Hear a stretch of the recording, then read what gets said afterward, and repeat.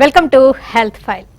ఈరోజు మిఠాయిలు పంచుకుంటూ ఆనందంగా జరుపుకునే Diwali, November 14th children's day and అందరూ ముఖ్యంగా గుర్తుపెట్టుకోవాల్సిన వరల్డ్ డయాబెటీస్ డే. మరి ముఖ్యంగా ఇలాగా స్పెషల్ అకేషన్స్ అప్పుడు, పండగలప్పుడు స్వీట్స్ తినాలంటే డయాబెటిక్స్కి భయంగా ఆందోళనగా ఉంటుంది. మరి వాళ్ళు ఎప్పుడు తీపికి దూరం కావాల్సిందేనా? కరోనా ఉన్న వాళ్ళకి, డయాబెటీస్ ఉన్న వాళ్ళకి ఏమన్నా రిస్క్ ఎక్కువ ఉంటుందా? డయాబెటీస్ కరోనా వల్ల ఎక్కువ అవుతుందా? కరోనా ట్రీట్మెంట్ తోటి డయాబెటీస్ వస్తుందా? డయాబెటిక్స్కి కరోనా తీవ్రత ఎక్కువ ఉంటుందా? ఇలాంటి వివరాలన్నీ అడిగి తెలుసుకుందాం. డాక్టర్ మోహన్స్ డయాబెటీస్ సెంటర్ ప్రముఖ డయాబెటాలజిస్ట్ డాక్టర్ ఎన్జి శాస్త్రి గారిని అడిగి. నమస్తే sir, welcome to the. First of all happy Diwali. Thank you. కానీ మీ దగ్గరకు వచ్చే వాళ్ళు ఈ రోజన్నా స్వీట్స్ తినచ్చా సార్ అని అడుగుతూ ఉంటారు. ఏం చెప్తూ ఉంటారు? ముందర ఇవాళ దీపావళి శుభాకాంక్షలు. Number 1. Number 2 children's day. Number 3 world diabetes. ఇది ఇంకా ముఖ్యంగా గుర్తుపెట్టుకోవాలి. ఓకే. షుగర్స్, స్వీట్స్ డయాబెటీస్ లేని వాళ్ళు కూడా తీసుకోవడం అంత మంచిది కాదు. Okay okay. షుగర్స్, స్వీట్స్ అంటే దే కంటే లాట్ ఆఫ్ డెన్స్ క్యాలరీస్, ఎక్కువ క్యాలరీస్ ఉంటాయి. సో సాటిస్ఫాక్షన్ ఉండదు. మేబీ 5 minutes తృప్తి అనిపిస్తుందేమో, ఆ తర్వాత నుంచి మనకి దానివల్ల సైడ్ ఎఫెక్ట్స్ ఎక్కువ ఉంటాయి కదా, ఎందుకంటే క్యాలరీస్ ఎక్కువగా ఉంటాయి దానికి. ఓకే. మీరు చెప్తూ ఉంటారు sugar is also like another form of oil అని. అంటే ఆయిల్ లాగా ఎలాగ ఫ్యాట్ ఉంటుందో షుగర్లో కూడా అలానే ఫ్యాట్ ఉంటుందని అంటుంటారు కదా. అంటే అలా కాదు.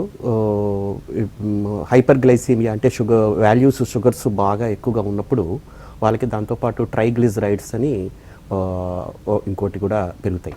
ఈ ట్రైగ్లిజరైడ్స్, ఈ షుగరు, ఇవన్నీ కలిపి ఒక బయలాజికల్ గ్లూ లాగా ఫామ్ అవుతుంది. దానివల్ల మనకి రక్తనాళాలు తొందరగా పూడుకుపోవడానికి అవకాశం ఉంటుంది. ఎథెరోస్క్లెరోసిస్ అంటారు. సో వీటన్నిటికీ ఏంటంటే ఎథెరోస్క్లెరోసిస్ అంటే రక్తనాళాలు గట్టిపడ్డాన్ని ఎథెరోస్క్లెరోసిస్ అంటారు. దానికి బయలాజికల్ గ్లూ లాగా తయారవడానికి కారణం ఏంటంటే, ఒకటి అన్కంట్రోల్డ్ డయాబెటీసు, దాంతోపాటు కలిపి లిపిడ్స్, కొలెస్ట్రాల్స్, ట్రైగ్లిజరైడ్స్ ఇవన్నీ ఉంటాయి. ఆ తర్వాత other risk factors like smoking కానీ, లేకపోతే ఓవర్ వెయిటెడ్నెస్ కానీ, ఇవన్నీ కలిపి మనకి ఈ ప్రాబ్లమ్స్ ఇస్తాయి. ఓకే. ఈ డయాబెటీస్ డే ప్రత్యేకత ఏంటి? మీరు ఇచ్చే మెసేజ్ ఏంటండి? యా, వరల్డ్ డయాబెటీస్ డే అనేది ఫెడరిక్ బ్యాంటింగ్ అనే ఆయన పుట్టినరోజు సందర్భంగా జరుపుతూ ఉంటారు. ఫెడరిక్ బ్యాంటింగ్ అనే అతను ఏం చేశారంటే 1922లోని చార్ల్స్ బెస్ట్తో కలిపి ఒక రివల్యూషనరీ థింగ్ కనిపెట్టారు. దాని పేరు ఇన్సులిన్. అంతకు ముందర ఇన్సులిన్ లేనప్పుడు మనుషులు చచ్చిపోయేవారు అంతే. టైప్ 1 డయాబెటీస్ వస్తే జస్ట్ వాళ్ళకి 7 రోజులు 8 రోజులు కోమాలోకి వెళ్ళిపోయి ఆ తర్వాత చనిపోయేవాళ్ళు. అట్లాంటి వాళ్ళు ఆ ఇన్సులిన్ డిస్కవరీ అయిన తర్వాత లియోనార్డో థామ్సన్ అనే first person type 1 diabetic to take insulin అన్నమాట. తర్వాత వాళ్ళందరూ బతకడం మొదలెట్టారు. సో అంత ఫ్యాంటాస్టిక్ డిస్కవరీ అవ్వడం వల్ల ఫెడరిక్ బ్యాంటింగ్కిను చార్ల్స్ బెస్ట్కిను నోబెల్ ప్రైజ్ వచ్చింది. సో బ్యాంటింగ్ పుట్టినరోజు సందర్భంగానే ఈ బ్యాంటింగ్ లెక్చర్స్ ఒకటి అమెరికన్ డయాబెటిక్ అసోసియేషన్లో జరుగుతుంటాయి. ఆ తర్వాత ఈజ్ ఎ కెనాడియన్. తర్వాత ఏమో ప్రపంచంలోని ఈరోజు అవేర్నెస్ వాటికి చెప్తుంటారు. ప్లస్ వరల్డ్ హెల్త్ ఆర్గనైజేషన్ ఏమో ప్రతి సంవత్సరం ఒక స్లోగన్ ఇస్తుంది. ఈ సంవత్సరం వాళ్ళు ఇచ్చిన స్లోగన్ ఏంటంటే నర్స్ అండ్ డయాబెటీస్. అంటే ఇంతవరకును మన ఇండియాలో ఏంటంటే ఈ డయాబెటీస్ అనేది only physicians, general physicians, diabetes doctors, endocrinologist వీళ్ళే చూస్తున్నారు. మనం చేయాల్సింది ఏంటంటే నర్స్ని ఎంపవర్ చేయాలి. అంటే మామూలుగా ఒక నర్స్కి డయాబెటీస్ ట్రీట్మెంట్ ఏ విధంగా చేయాలి, డోస్ అడ్జస్ట్మెంట్, ఇన్సులిన్ ఏ విధంగా చేయాలి అన్నది కూడా మనము ఆ పవర్ వాళ్ళకి ఇవ్వాలి. ఎందుకంటే ఇప్పుడు మన దేశంలో ఉన్న డాక్టర్స్ ఇంతమంది వేల మిలియన్స్ ఉన్న డయాబెటిక్స్కి మన వాళ్ళు ఇచ్చే ట్రీట్మెంట్ సరిపోదు. చాలా మందికి షుగర్స్ కంట్రోల్ ఉండడం లేదు. Majority of the people HbA1c చాలా ఎక్కువగా ఉంటుంది, 6.5 మనకు కావాల్సింది. వాళ్ళేమో 10, 9 అట్లా పెట్టుకుని తొందరగా కాంప్లికేషన్స్ తెచ్చేసుకుంటున్నారు. సో ఈ empowerment of the nurse, so ఇండియాలోని ఈ నర్సింగ్ సెక్షను డయాబెటిక్ నర్స్ అనే కాన్సెప్ట్ లేదు. అందువలన మేము మా హాస్పిటల్లో ఏం చేసామంటే డైటీషియన్స్ని ఎంపవర్ చేసాం. ఈ డైటీషియన్స్ అంటే ఒకటి they are educated, highly educated. 2 like they have the interest అనమాట, నెక్స్ట్ లెవెల్కి వెళ్దాము అని ఇంట్రెస్ట్ ఉన్న వాళ్ళు. వీళ్ళందరూ కలిసి లైక్ ఇన్సులిన్ ఇంజెక్షన్ టెక్నిక్ కానీ, లేకపోతే సెల్ఫ్ మానిటరింగ్ ఎట్లా చేయాలన్నది కానీ, లేకపోతే అంబులేటరీ గ్లూకోజ్ ప్రొఫైలింగ్ అంటారు. సో సో ఆ సెన్సార్స్ ఎట్లా పెట్టడం అన్నది కానీ ఇలాంటివన్నీ డైటీషియన్స్ చేస్తారు. సో మనం ఏం చేయాలంటే ఈ నర్సింగ్ కేర్ ఇంప్రూవ్ చేసి నర్స్కి పవర్ ఎక్కువ ఇవ్వాలి. We have to give more and more power to the nurse so that more and more people can be looked after by those people. ఇప్పుడు డయాబెటీస్ డాక్టర్స్ అంటే only initiation beginning treatment ఎలా చేయాలి ఏం చేయాలి అనేది diabetes doctor కానీ లేకపోతే endocrinologist కానీ చేయొచ్చు. కానీ ఆ తర్వాత ఈ మిగతా ఆస్పెక్ట్స్ అన్నిటికీను నర్సింగ్ కేరే important. So WHO president he very particularly set this year like nursing care, nurse and diabetes అనేది చాలా ఇంపార్టెంట్ అని చెప్పారు. ఒకసారి మీరు ఇన్సులిన్ సజెస్ట్ చేస్తే చాలామంది భయపడతారండి. అంటే ఇప్పుడు ఇన్సులిన్ అవసరమా, ఒక ఇంజెక్షన్స్ మొదలు పెడితే ఇంకా లైఫ్ లాంగ్ కంటిన్యూ చేయాల్సిందే కదా అని మీరే అంటే వాళ్ళకి ఏం సజెస్ట్ చేస్తుంటారు? ఇప్పుడు మనకి మంచి మార్కులు వస్తున్నంత వరకును ట్యూషన్ అక్కర్లేదు. మార్కులు రావడం లేదు అన్నప్పుడు మనం ట్యూషన్ తీసుకోవాల్సిందే. అదే రకంగా మీకు HbA1c మనం అనుకున్న టార్గెట్స్ వస్తున్నంత వరకు ఏ డాక్టర్ అది ఇది మార్చేసి అది పెట్టండి, అది మార్చేసి ఇది పెట్టండి ఎవరు చెప్పరు. కానీ కన్సిస్టెంట్గా ఎప్పుడు చూసినా కూడా HbA1c 9-10 అట్లా పెట్టుకుని తొందరగా కాంప్లికేషన్ తెచ్చుకుంటామా, సరైన పద్ధతిలో ట్రీట్మెంట్ తీసుకుని అవసరమైతే ఇన్సులిన్ తీసుకుని మంచి కంట్రోల్ చేసుకుంటామా, అది ఇంపార్టెంట్. సో ఇన్సులిన్ గురించి భయపడాల్సిన రోజులు పోయాయి. ఎందుకంటే ఈ కొత్త డివైసెస్తోని ఎంత ఈజీగా తీసుకోవచ్చు అంటే ఎవరు ఈ రోజుల్లోని పెద్ద కంప్లైంట్ చేయడంగా నేను చూడలేదు. మరి ముఖ్యంగా కొన్ని నెలల నుంచి ఈ కరోనా ఇష్యూ తోటి డయాబెటిక్స్ మరింతగా భయపడుతున్నారండి. అంటే డయాబెటీస్ ఉన్న వాళ్ళకి కరోనా సోకితే తీవ్రత పెరుగుతుంది, అంటే కరోనా ట్రీట్మెంట్తో కూడా మధుమేహానికి గురవుతారని ఈ కన్ఫ్యూషన్స్ ఎందుకు వస్తున్నాయి? నిజంగా దీంట్లో ఫ్యాక్ట్ ఏంటి? ఇప్పుడు ఈ పాండమిక్ కరోనా జరుగుతున్నది, డయాబెటీస్ కూడా ఒక రకమైన పాండమికే, అన్ని రకాల డ్యూయల్ పాండమిక్ అన్నమాట. ఇప్పుడు ఈ డబుల్ పాండమిక్ మనం ఫేస్ చేస్తుంది డయాబెటిక్స్లో. ఈ కరోనా రిసెప్టార్స్ ఉంటాయి, కరోనాకి ఏస్ రిసెప్టార్స్ ఉంటాయి. మన ప్యాంక్రియాస్లో ఇన్సులిన్ ఉత్పత్తి చేసే కణాలు బీటా సెల్స్ మీద కూడా ఏస్ రిసెప్టార్స్ ఉంటాయి. So corona can produce diabetes. Okay, ఫిన్లాండ్లో కొన్ని స్టడీస్ ఆల్రెడీ వచ్చి ఇక్కడ new onset type 1 diabetics, new onset type 2 diabetes following corona కూడా రిపోర్ట్ అయ్యాయి. అవి చిన్న శాతం, దాని గురించి మనం పెద్దగా వర్రీ అవ్వాల్సిందే లేదు. కాకపోతే కరోనా వచ్చిన తర్వాత ఫస్ట్ మనం standard line of treatment remdesivir కానీ లేకపోతే అదర్ ఇంజెక్షన్స్ అవి ఇచ్చిన తర్వాత 7వ రోజు దగ్గర నుంచి 6వ రోజు దగ్గర నుంచి దెర్ ఇస్ సంథింగ్ కాల్డ్ సైటోస్టామ్ అండి, సైటలాజికల్ స్టామ్ అండి, ఇమ్యులాజికల్ స్టామ్ అనేది వస్తుంది. అది రాకుండా ఉండడానికి, వచ్చిన వాళ్ళని రికవర్ చేయడానికి large doses steroids pulse therapy కింద వాడతాం. సో అప్పుడు ఆ స్టిరాయిడ్స్ ఇచ్చినప్పుడు షుగర్స్ టెర్రబుల్గా 400-500 అట్లా వెళ్ళిపోతాయి. దాన్ని కవరప్ చేయడానికి ఆ టైంలోని డెఫినెట్గా ఇన్సులిన్ తీసుకొని దాన్ని టెంపరీగాను కంట్రోల్ చేయాలి. ఇప్పుడు మనం ఏదైనా ఇంకో దేశం వెళ్తున్నాం అనుకోండి, ఇన్సూరెన్స్ ఎట్లా తీసుకుని వెళ్ళొస్తాం కదా, అదే మోడల్లోని టెంపరీగా షుగర్స్ ఎక్కువగా పెరుగుతున్నప్పుడు స్టెరాయిడ్స్ వల్ల ఇన్సులిన్ తీసుకుని మంచి కంట్రోల్ చేసుకోవాలి.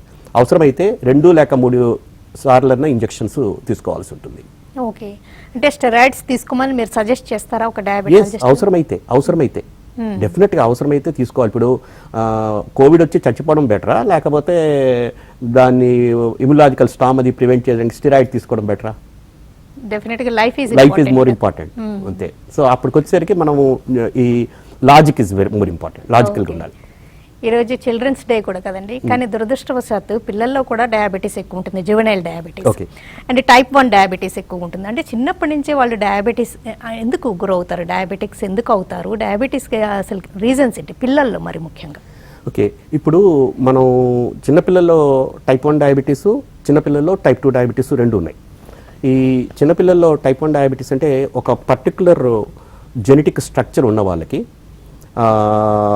HLA అంటాం అనమాట. ఆ పర్టికులర్ జెనెటిక్ స్ట్రక్చర్ ఉన్న వాళ్ళకి ఏదన్నా ఇన్సల్ట్ జరిగిందనుకోండి, అప్పుడు యాంటీబాడీస్ ఉత్పత్తి అవుతాయి. ఇన్సల్ట్ అంటే లైక్ ఏదైనా ఒక వైరస్ కానీ లేకపోతే ఏదో ప్రోటీన్ కానీ దానివల్ల బాడీకి ఇన్సల్ట్ అయితే అప్పుడు యాంటీబాడీస్ అనేది ప్రొడ్యూస్ అవుతాయి. అప్పుడు ఏంటవుతుందంటే మన డిఫెన్స్ అఫెన్స్ అవుతుంది. అంటే ఫర్ ఎగ్జాంపుల్ ఇందిరాగాంధీ బాడీగార్డ్స్ ఉన్నారు. ది బాడీగార్డ్స్ ఫంక్షన్ ఏంటి, ఇందిరాగాంధీ గారిని ప్రొటెక్ట్ చేయాలి, కానీ instead they shot her. Similarly ఏమవుతుందంటే ఈ యాంటీబాడీస్ పోయి బీటా సెల్స్ని అటాక్ చేస్తాయి. అప్పుడు ఈ బీటా సెల్స్ అన్ని డిస్ట్రాయ్ అయిపోవడం వల్ల ఈ టైప్ 1 డయాబెటీస్ అనేది బయటకు వస్తుంది. వాళ్ళు there is no insulin in the body. బ్యాంకులో డబ్బులు ఉంటేనే మనం చెక్ ఇచ్చి బయటకు లాగుతాం డబ్బు. బ్యాంకులో డబ్బు లేదనుకుంటే అప్పు తెచ్చుకోవాల్సిందే, లేదంటే కష్టపడి సంపాదించాల్సిందే. అదే రకంగా టైప్ 1 డయాబెటీస్కి శరీరంలో ఇన్సులిన్ లేదు కాబట్టి మనం లైఫ్ లాంగ్ ఇన్సులిన్ ఇంజెక్షన్స్ ఇస్తూనే ఉండాలి. ఒక కాల్ చూద్దామండి, సత్యవేణి గారిది. సత్యవేణి గారు హలో, నమస్తే, చెప్పండి, డాక్టర్ గారు వింటున్నారు. సత్యవేణి అండి, వెస్ట్ గోదావరి నుంచి చేస్తున్నాను, తాడేపల్లిగూడెం నుంచి అండి. నమస్తే అమ్మా. నాకండి 37 సంవత్సరాలండి. ఇప్పుడు మామూలుగా తగ్గట్లు వేస్తున్నాయని చెప్పి టెస్ట్ చేయించుకున్నాను, మామూలుగా షుగర్ టెస్ట్. ఓకే. అందులో 128 అని వచ్చేదండి. అయితే HbA1c టెస్ట్ చేయించారండి ఒకసారి, అందులో 0.03 ఎగస్ట్రా ఉందని దానికి మందులు వేసుకునేదానండి. ఈ ఆయుష్ డిపార్ట్మెంట్ లో ట్రీట్మెంట్ తీసుకున్నానండి నేను. అది టాబ్లెట్ వేసుకుంటే మళ్ళీ షుగర్ డౌన్ అయిపోయి కళ్ళు తిరగడం అలా ఉండేదండి. అవునమ్మా. మళ్ళీ ఆ డాక్టర్ గారిని కన్సల్ట్ చేస్తే ఆఫ్ వేసుకోండి, ఫుల్ వద్దన్నారండి. అలా ఆఫ్ కూడా వేసుకుంటా ఉండగా ఇంకా నీరసంగానే ఉంటుందని మళ్ళీ ఆఫ్ లోకి వచ్చానండి.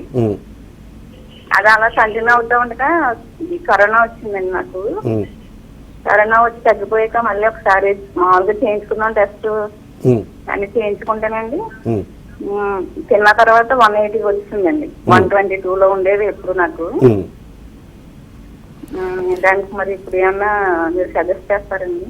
ఇప్పుడు మొదట్లోని మీకు డయాబెటీస్ ఉందా లేదా, కరెక్ట్గా అసెస్మెంట్ అయిందా లేదా అన్నది చూసుకోవాలి. ముందర ఫాస్టింగ్ ఎంత ఉండేది, పోస్ట్ బ్రేక్ఫాస్ట్ ఎంత ఉండేది అది చూసుకోవాలి. మీరు HbA1c చాలా తక్కువ రీడింగ్ ఉంది అని చెప్పారు. సాధారణంగా 6.5% దాటుతుంది అనమాట డయాబెటీస్ అని చెప్పడానికి. HbA1c 6.5% దాటితేనే అప్పుడు డయాబెటీస్ ఉందని చెప్పచ్చు. మీరు ఎనీహౌ యంగ్ ఏజ్ కాబట్టి 37 ఇయర్స్ కాబట్టి షుగర్స్ స్వీట్స్ 100% మానేసి ఫిజికల్ యాక్టివిటీ అది చేసి ఓవర్ వెయిట్ ఏమైనా ఉంటే 2-3 కేజీలు బరువు తగ్గితే మంచిది. ఇప్పుడు మీ కరోనా వచ్చి ట్రీట్మెంట్ తీసుకున్నా కూడా మీ బ్లడ్ షుగర్ పోస్ట్ బ్రేక్ఫాస్ట్ 180 రేంజ్లోనే ఉంది కాబట్టి మీరు వరి అవ్వాల్సింది ఏమీ లేదు. ప్రివెంటివ్ ఆస్పెక్ట్లోని మెడిసిన్స్ తీసుకుంటే సరిపోతుంది. మీ లోకల్ ఫిజిషియన్తో డిస్కస్ చేసి దాని గురించి మీరు ఆలోచించుకుంటే మంచిది. టైప్ 1 డయాబెటీస్ ఏమో పిల్లల్లో ఎక్కువ కనిపిస్తుంది కదండి. అంటే టైప్ 2 ఏమో మీరు చాలా వరకు చెప్తారు ఒక లైఫ్ స్టైల్ డిజార్డర్ లాంటిది అని, చాలా వరకు దూరంగా ఉంచొచ్చు, ప్రివెంట్ చేయకపోయినా దూరంగా ఉంచొచ్చు అని. అంటే ఒక విధంగా టైప్ 1 మరింత కష్టతరమా, ట్రీట్మెంట్కి లొంగదా అంటారా? ఎలా ఉంటుంది? ఈ రెండిట్లో ఏది కష్టతరం మేనేజ్ చేయడం? మేనేజ్ అంటే ది థింగ్ ఈజ్ చిన్నపిల్లల్లోని డయాబెటీస్ ట్రీట్ చేయడము కష్టమే. టైప్ 1 డయాబెటీస్ అంటే ప్యాంక్రియాస్లో బీటా సెల్ నుంచి ఇన్సులిన్ ఉత్పత్తి 0. అలా ఉండడం వల్ల మనం ఇచ్చే ఇన్సులిన్ శరీరంలోని డయాబెటీస్ లేని వాళ్ళకి ఎట్లాగా పనిచేస్తుందో అదే రకంగా మనం పనిచేసేటట్టు ఇవ్వాలి. అంటే ఏదో ఒక ఇంజెక్షన్ ఇన్సులిన్ రోజుకి ఇవ్వడం వల్ల సరిపోదు టైప్ 1 డయాబెటీస్కి. మినిమమ్ రీజనబుల్గా గుడ్ కంట్రోల్ తీసుకురావాలంటే రోజుకి 4 ఇంజెక్షన్లు అవసరం ఉంటాయి. దాంట్లో ఈ రాత్రి 9 గంటలకి సాధారణంగా మేము ఒక లాంగ్ యాక్టింగ్ బేసల్ ఇన్సులిన్ ఇస్తాము. ఇచ్చి ప్రతి బ్రేక్ఫాస్ట్కి, లంచ్కి, డిన్నర్కి 3 షార్ట్ యాక్టింగ్ ఇన్సులిన్స్ ఇస్తాం. కొంతమందిలో ఈ విధంగా 4 ఇంజెక్షన్స్ ఇచ్చినా కూడా ఈవినింగ్ టైంలోని బ్లడ్ షుగర్స్ కంట్రోల్కి రావు. అప్పుడు ఈవినింగ్ తీసుకునే స్నాక్ కూడా ఒక 3 or 4 యూనిట్స్ ఒక్కొక్కసారి ఇన్సులిన్ అవసరం ఉంటుంది. అంటే రోజుకి 5 ఇంజెక్షన్లు. సో ఈ నేచర్ని మిమిక్ చేయడానికి ఇప్పుడు ఒక నేచురల్గా డయాబెటీస్ లేని వాళ్ళకి షుగర్స్ ఏ విధంగా ఉంటాయో ఆ విధంగా తీసుకురావడానికి ఇన్సులిన్ పంప్ అనేది కూడా యూస్ చేస్తాం. ఆ ఇన్సులిన్ పంప్ ఏమిటంటే వెరీ ఫిజియలాజికల్గా ఉంటుంది. సో ఎవ్రీ ఫ్యూ మినిట్స్కి 0.1, 0.2 యూనిట్స్ ఇన్సులిన్ రిలీజ్ చేసి మన శరీరంలోని మన డయాబెటీస్ లేని వాళ్ళకి ఏ విధంగా ప్రొడ్యూస్ ఇన్సులిన్ పల్స్ లాగా ఎలా వస్తుందో అదే రకంగా పల్సటైల్ వేలోని ఇన్సులిన్ అదే ప్రొడ్యూస్ చేస్తూ ఉంటుంది బాడీ. ఇన్సులిన్ పంప్ అంటే బయట నుంచి ఉన్న ఇన్సులినే. బయట నుంచి ఇన్సులినే ఇక్కడ చిన్న పేజర్ డివైస్ లాగా పెట్టుకుని ఆ ఇన్సులిన్ కంటిన్యూస్గా సప్లై చేస్తుంటుంది. దాన్ని కంటిన్యూస్ సబ్కుటేనియస్ ఇన్సులిన్ ఇన్ఫ్యూషన్ అంటాము. కంటిన్యూస్గా అది ఇన్సులిన్ ఇస్తూ ఉంటుంది. దాంతో మనం almost near normal blood sugar control తీసుకురావచ్చు. ఇన్ని డికేట్స్గా ఈ డయాబెటీస్ గురించి మాట్లాడుతున్నారు, మీరు ఎన్నో వేల మందిని ట్రీట్ చేస్తున్నారు. మీ ఎక్స్పీరియన్స్లో డయాబెటిక్స్కి ఇది చాలా యూస్ఫుల్ థింగ్ అని మీకు ఏదనిపిస్తుంది? అంటే ఒక టెస్ట్ కానీ, ఒక ట్రీట్మెంట్ కానీ, లేకపోతే కొత్తగా వచ్చిన మెడిసిన్ కానీ, ఏదని మీరు చెప్తారు? 3 విషయాలు చెప్తాను. నెంబర్ 1, మొదట్లోని ఒక 10-15 సంవత్సరాల కిందట మేము ఎప్పుడు ఆలోచించేది ఏంటంటే గ్లైకాసిలేటెడ్ హిమోగ్లోబిన్, ఆ 3 months యావరేజ్ పెర్ఫార్మెన్స్ టెస్ట్, దాన్ని బట్టి చాలా మంచి కంట్రోల్ ఉంది లేదు అని మేము ఆలోచించేవాళ్ళం. అది మంచి టెస్ట్, చాలా మంచి టెస్ట్. ఇప్పుడు అంబులేటరీ గ్లూకోజ్ ప్రొఫైలింగ్ అని ఒకటి వచ్చింది. ఈ అంబులేటరీ గ్లూకోజ్ ప్రొఫైలింగ్లోని there is something called time in range, TIR అంటాం, టైమ్ ఇన్ రేంజ్. సో ఒక చిన్న సెన్సార్ పెట్టుకోవడం వల్ల ఆ sensor every 10 minutes 5 minutes sugars test చేసి మనం ఆ సెన్సార్ని పేజర్ ఇలా పెడితే వెంటనే మనకి రిపోర్ట్ రీడింగ్ ఎంత ఉంది అన్న కూడా తెలిసిపోతుంది. అండ్ అఫోర్డబిలిటీ ఆల్సో, పెద్ద ట్రెమెండస్లీ ఎక్స్పెన్సివ్ అట్లాంటిది ఏమీ కూడా కాదు. అంటే బ్లడ్ తీయకుండా ఇంటర్స్టిషియల్ ఫ్లూయిడ్ దగ్గర నుంచి ఇక్కడ సెన్సార్ పెడతాం, ఆ సెన్సార్ నుంచి మనకి రీడర్ ఏమోను చూస్తుంది అనమాట. సో ఈ టైమ్ ఇన్ రేంజ్ అనేది 70% ఉంటే మనకి HbA1c అప్రాక్సిమేట్గా అరౌండ్ 7 ఉన్నట్టు అనమాట. సో కొంతమందికి ఏమవుతుందంటే HbA1c 7 ఉంటుంది, బట్ టిఫిన్ చేశాక బ్లడ్ షుగర్ 230 ఉంటుంది. ఎందుకంటే మనకి ఆ పర్టికులర్ టైంలోని గ్లైసిమిక్ వేరియబిలిటీ కానీ లేకపోతే పోస్ట్ పాండియల్ జంప్స్ అనేవి కానీ జరుగుతుంటాయి. వాటిని కంట్రోల్ చేయాలి అంటే మనకి ఈ డివైసెస్ చాలా హెల్ప్ చేస్తాయి. సో ఇది one of the fantastic thing that ever happened as far the diabetes systems. మాత్రల్లోని నాకు ఈ సోడియం గ్లూకోజ్ ట్రాన్స్పోర్ట్ ఇన్హిబిటార్స్ అని కొత్త గ్రూప్ మెడిసిన్స్ వచ్చాయి. ఆ సోడియం గ్లూకోజ్ ట్రాన్స్పోర్ట్ ఇన్హిబిటార్స్ ఏంటంటే ఎక్స్ట్రాగా ఉన్న షుగర్ని యూరిన్ ద్వారా బయట దోసేస్తాయి. ఈ గ్రూప్ ఆఫ్ మెడిసిన్స్ ఏమో డయాబెటీస్ కంట్రోల్ చేయడం కాకుండా హార్ట్ ఫెయిల్యూర్స్ డయాబెటిక్స్లో మోర్ కామన్, అది తగ్గిస్తుంది. అది కాకుండా కిడ్నీ ప్రొటెక్షన్ చాలా ఇస్తుంది. సో ఈ kidney doubling of the serum creatinine కానీ లేకపోతేనో రీనల్ కిడ్నీ ట్రాన్స్ప్లాంట్స్ కానీ డయాలసిస్ కానీ ఈ గ్రూప్ ఆఫ్ మెడిసిన్స్ తీసుకుంటున్న వాళ్ళకి బాగా తక్కువగా ఉన్నాయి. సో అవన్నీ ఆలోచించి ఇది ఒక అండ్ ఆల్సో కార్డియోవాస్కులర్ సుపీరియర్ అంటే ఏదైనా ఒక మెడిసిన్ ఉందనుకోండి మనకి అది హార్మ్ చేయకుండా ఉంటే నాన్ ఇన్ఫీరియారిటీ మంచి మెడిసిన్ అని అర్థం. కానీ ఈ మెడిసిన్స్, ఈ గ్రూప్ ఆఫ్ మెడిసిన్స్ హెల్ప్ చేస్తాయి, హార్ట్ గురించి మనకి హెల్ప్ చేస్తాయి. సో మెల్లిగా ఇప్పుడు ఏంటంటే ఏదో షుగర్ ఉంది 200 ఉంది 130 తీసుకొచ్చేస్తాను అనుకోవడం కాదు. ఆ షుగర్ డయాబెటీస్ ఉన్న పేషెంట్కి మనము ఆర్గాన్ ప్రొటెక్షన్ అంటే కార్డియోవాస్కులర్ ప్రాబ్లమ్స్ రాకుండా చూస్తున్నామా, కిడ్నీ ప్రొటెక్షన్ ఉండేటట్టు చూస్తున్నామా, కళ్ళల్లో మిస్టేక్స్ రాకుండా ఉన్నట్టు చూస్తున్నామా, బరువు పెరగకుండా చూస్తున్నామా, బ్లడ్ ప్రెషర్ కంట్రోల్ చేస్తున్నామా, ఇట్లాంటివన్నిటికీ కూడా మనకి ఈ ఫ్రింజ్ బెనిఫిట్స్ కూడా ఉన్న మెడిసిన్స్ ఇవి. ఓకే, చాలా వరకు ఎలా ఉంటుందంటే అండి, ఇయర్స్ టుగెదర్ ఒక మెడిసినే వాడుతూ ఉంటారు, కంట్రోల్లోనే ఉన్నాయి కదా షుగర్ లెవెల్స్ అనుకుంటారు. ఇట్స్ గుడ్ ఎనఫ్ అంటారా? బట్ స్టిల్ అలా ఉన్నా కూడా మెడిసిన్స్ మారుస్తూ ఉండాలి, ఇప్పుడు ఈ కొత్త మెడిసిన్స్ ట్రై చేస్తూ ఉంటే బెటర్ అంటారా? మంచి మార్కులు వస్తున్నప్పుడు మాస్టర్ని మార్చడం ఎందుకు?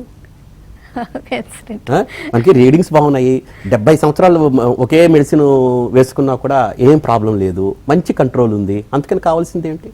ఏం అవసరం లేదు, ప్రాబ్లం మార్చాల్సిన అవసరం లేదు. 10 సంవత్సరాలు వేసుకున్నాను ఈ మాత్రం మార్చాలి, 14 సంవత్సరాలు వేసుకున్నాను ఈ మాత్రం మార్చాలి, అట్లాంటిది ఏం లేదు. ఓకే, చాలా వరకు డయాబెటీస్ అండ్ బీపీ కాంబినేషన్లు ఎక్కువ ఉంటుండే, అంటే నేను తీపికి ఉప్పుకు దూరం అయిపోయానని అనుకుంటూ ఉంటారు. అంటే ఈ రెండు కాంబినేషన్లు ఉన్న వాళ్ళు ఇంకా జాగ్రత్తగా ఉండాలా, వాళ్ళకి ఇలాంటి కొత్త మెడిసిన్స్ ఉపయోగం ఎక్కువ ఉంటుంది అంటారా? అబ్సల్యూట్లీ, మీరు చెప్పింది ఈ డయాబెటీస్ హైపర్ టెన్సివ్ ఉన్న వాళ్ళకి ఇందాక నేను చెప్పిన కొత్త గ్రూప్ మెడిసిన్స్ చాలా హెల్ప్ చేస్తాయి. తర్వాత ఏంటంటే సాల్ట్ తగ్గించడం మంచిది, షుగరు స్వీటు తగ్గించడం మంచిది. At the same time diabetes blood pressure మంచి కంట్రోల్లో పెట్టుకుంటే, ఎందుకంటే 2 రిస్క్ ఫ్యాక్టర్స్ కదా, డయాబెటీస్ వల్ల హార్ట్కి మంచిది కాదు, హైపర్ టెన్షన్ వల్ల హార్ట్కి మంచిది కాదు. 2 రిస్క్ ఫ్యాక్టర్స్ ఉన్నప్పుడు జాగ్రత్తగా మంచి కంట్రోల్ చేసుకోవడం మంచిది. ఎప్పుడైతే షుగర్ లెవెల్స్ కానీ కంట్రోల్లో లేవో అప్పుడు హైపర్ టెన్షన్ ఎక్కువ ఉన్నట్టుగా గమనిస్తారా? 2 ఎలా ఉంటాయండి, హ్యాండ్ ఇన్ హ్యాండ్ వెళ్తూ ఉంటాయా? అలా కాదు, షుగర్ లెవెల్స్కి లో షుగర్ వెళ్తున్నప్పుడు టెంపరీగా బీపీ పెరుగుతుంది, అది వేరే విషయం. కానీ షుగర్స్ ఎక్కువగా ఉన్నప్పుడు ఏదో బీపీ పెరుగుతుంది అనుకోవడం కాదు. అవి 2 జస్ట్ లైక్ ట్విన్స్ అనమాట, 2 కలిసి ఉంటాయి. మెజారిటీ ఆఫ్ ద టైమ్స్లో 2 కలిసి ఉంటాయి. So 50% of the times diabetics అందరినీ స్క్రీన్ చేస్తే 50% ఆఫ్ ద టైమ్స్ వాళ్ళందరికీ హైపర్ టెన్సివ్ ఉంటాయి, బ్లడ్ ప్రెషర్ ఉంటుంది. ఈ బ్లడ్ ప్రెషర్ ఉన్న వాళ్ళకి స్క్రీన్ చేస్తే 50% మందికి డయాబెటీస్ ఉంటుంది, 50% మందికి డయాబెటీస్ ఉంటుంది. సో లో షుగర్ వెళ్ళినప్పుడు ఫర్ ఎగ్జాంపుల్ వాల్యూస్ లైక్ 50-40 అట్లా వెళ్ళినప్పుడు టెంపరీగా బ్లడ్ ప్రెషర్ పెరుగుతుంది, దానివల్ల అది బీపీ ఉందని అనుకోకూడదు. సో మనం ఇప్పుడు లో షుగర్ సిమ్టమ్స్ ఉంటాయి కదా, కళ్ళు తిరగడము, చెమటలు పట్టడము, ఆకలి వేయడము, ఆ టైంలోని సింపథెటిక్ డ్రైవ్ ఉండడం వల్ల వెంటనే ఓవర్ యాక్టివిటీ రావడం వల్ల బీపీ కొంచెం పెరుగుతుంది. సో అదనమాట. లాంగ్ కోవిడ్ ఒకటి వింటున్నామండి, మరి ఒక సర్టన్ ఏజ్ తర్వాత డయాబెటీస్, బీపీ లేదా ఏమైనా రీనల్ ఫెయిల్యూర్ ఇలా ఉన్న వాళ్ళకి ఇంకా కోవిడ్ సిమ్టమ్స్ బాగా కంటిన్యూ అవ్వడం, తర్వాత మెల్లగా ఏవో ఒకటి బయటపడడం ఇలాంటివి ఉంటుంది. అంటే మరి ముఖ్యంగా డయాబెటిక్స్ ఈ లాంగ్ కోవిడ్కి ఎక్కువగా గురవుతున్నారా? వాళ్ళు ఈ స్టిరాయిడ్స్ తీసుకున్నప్పుడు తర్వాత ఫాలోఅప్ కేర్ ఎలా ఉండాలి? ఒక విషయం చెప్తాను. ముఖ్యమైనది ఏంటంటే మిగతా పాపులేషన్కి కోవిడ్ రిస్క్ ఎంత ఉందో డయాబెటీస్ కూడా సేమ్ రిస్కే. Okay, number 1 point.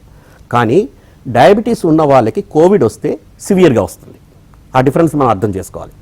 డయాబెటీస్ ఉన్న వాళ్ళకి కోవిడ్ వస్తే సివియర్గా రావడానికి అవకాశాలు ఎక్కువ ఉన్నాయి. ఎందుకంటే ఇది ఆల్టర్డ్ ఇమ్యూనిటీ, ఆల్రెడీ ఇది కూడా ఇమ్యూనలాజికల్ సిస్టమ్ మీదే పనిచేస్తున్నది కాబట్టి వాళ్ళకి రిస్క్ కొంచెము మోర్టాలిటీ ప్రాబ్లమ్స్ కానీ లేకపోతే హాస్పిటల్ ఐసీయూలో ఉండడానికి ఎక్కువ అవకాశాలు డయాబెటిక్స్కి ఎక్కువ ఉంటుంది ఏ విషయంలో అయినా. As far as the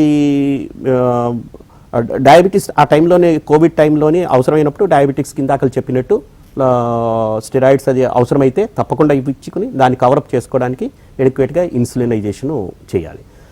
okay, ఓకేనండి డాక్టర్ శాస్త్రి గారు. డయాబెటిక్స్ ఎలాంటి జాగ్రత్తలు తీసుకోవాలి, ఈ కరోనా టైంలో వాళ్ళు ఎలాంటి ఎక్స్ట్రా కేర్ లేకపోతే ట్రీట్మెంట్ టైంలో ఎలాంటి విషయాలు ఆలోచించుకోవాల్సి ఉంటుంది, అండ్ టెస్ట్లో కానీ ట్రీట్మెంట్లో కానీ మెడిసిన్స్లో కానీ ఎలాంటి నియర్ మెథడ్స్ వచ్చాయి, ఎలాంటి కొత్తదనాలు చోటు చేసుకునే ఏ విషయాల గురించి అవగాహన ఉంటే మంచిది, వివరంగా తెలియజేసినందుకు thanks. Thank you very much. ఇది ఇవాల్టి health file. Keep watching TV.